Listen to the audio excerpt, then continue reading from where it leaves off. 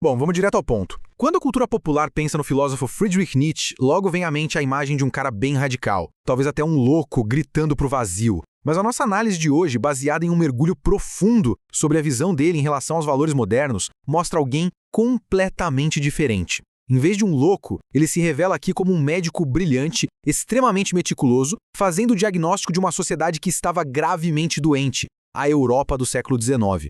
Ele observava a política, a economia e tudo ao seu redor, tentando entender os sintomas de um declínio profundo. Sejam muito bem-vindos a esta nossa exploração, onde vamos analisar a fundo essa doença filosófica que moldou o mundo moderno. E para capturar logo de cara essa sensação de sufocamento, o material que estamos analisando traz uma reflexão que bate fundo. Neste país, é proibido sonhar.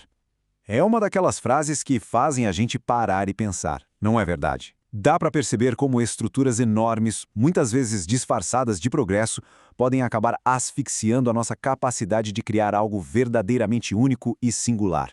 O que acaba levantando o mistério central que vai guiar a nossa exploração de hoje. Como é que uma sociedade inteira, bem no auge do seu avanço tecnológico e industrial, consegue chegar a um estado tão profundo de adoecimento moral? Se a gente pensar na história e na cultura como um organismo vivo, o que vamos fazer agora é mapear os patógenos. Vamos rastrear as mudanças bruscas e os sistemas novos que se infiltraram e causaram essa enfermidade generalizada.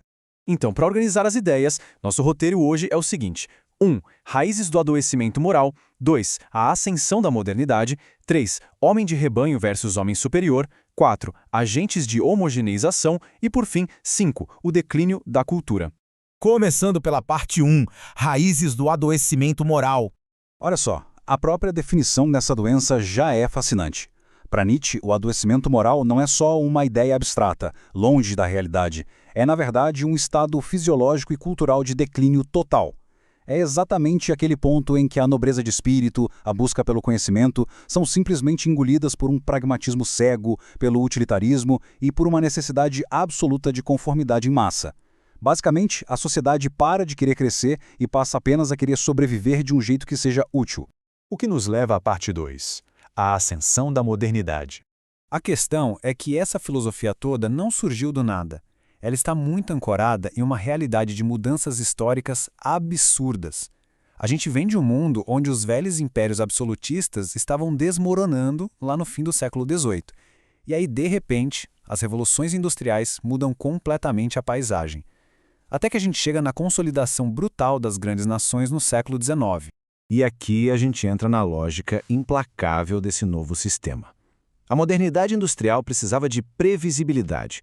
Aquele monte de fábricas gigantescas não demandava pessoas pensando fora da caixa. O sistema gritava por trabalhadores e cidadãos obedientes, pessoas fáceis de controlar em larga escala.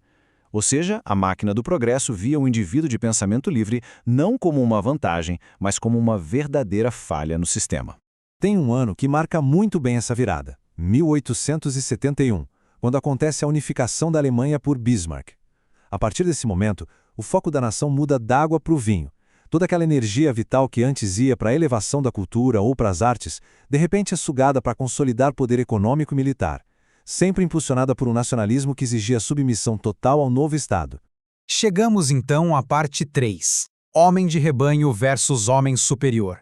É aqui que a gente vê os dois grandes polos da visão de Nietzsche. De um lado tem o que ele chama de homem de rebanho, que é a massa adoecida dessa modernidade. O grande objetivo de vida ali é a segurança, aquele conforto morno e a autopreservação a qualquer custo. Já do outro lado, existe o homem superior, ou o gênio. Esse é aquele indivíduo que está sempre buscando a autossuperação, querendo criar algo novo e manter uma independência visceral. Naturalmente, ele acaba batendo de frente com toda a vulgaridade da época.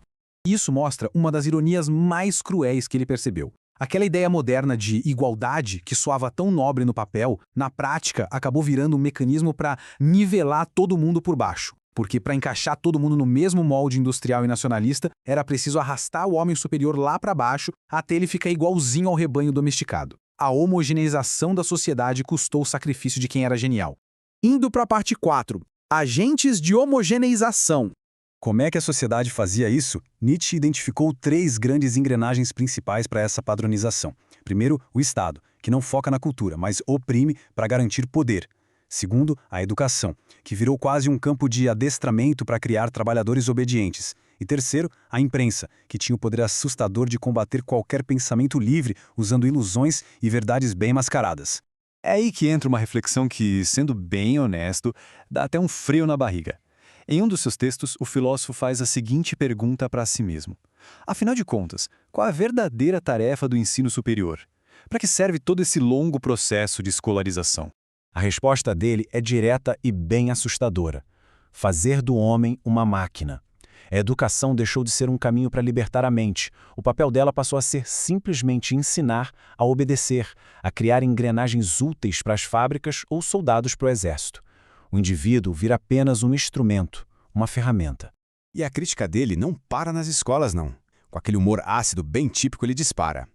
O espírito dos alemães é sufocado pela cerveja e pelos seus jornais.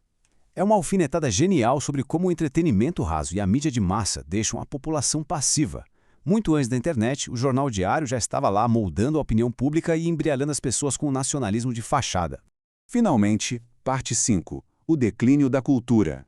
Qual é a anatomia desse declínio? Funciona mais ou menos assim. Quando a sociedade fica obcecada demais pelo poder do Estado, pelos militares e pela economia, ela suga toda a energia que deveria ir para o espírito. A sociedade inteira ganha indústria, sim, mas perde a nobreza de espírito. A cultura vira puro comércio. A arte não busca mais o belo, busca só o que é útil. E no fim das contas, quem caminha por essa sociedade deixa de ser um indivíduo complexo e vira uma ferramenta descartável. E aqui o material que estamos analisando faz uma ponte histórica que é absolutamente fundamental. O diagnóstico do Nietzsche foi tragicamente visionário. Essa massa de pessoas anestesiadas, sem pensamento crítico e cegas de nacionalismo foi exatamente a matéria-prima para os grandes desastres do século XX. Esse declínio preparou um terreno incrivelmente fértil para as guerras globais que viriam depois. É uma prova histórica inegável de que aquele diagnóstico médico da sociedade estava muito certo. O que deixa no ar um questionamento final, um eco incômodo que vem lá da época do Nietzsche e bate na nossa porta hoje. Com todas essas estruturas gigantes de comunicação e sistemas de ensino voltados quase que exclusivamente para o mercado de trabalho, existe ainda algum gênio? Será que sobrou espaço para o indivíduo singular que quer expandir as fronteiras do que significa ser humano em vez de apenas sobreviver ao sistema? Fica aí essa reflexão poderosa para levarmos adiante, olhando para o nosso mundo com uma lente bem mais crítica.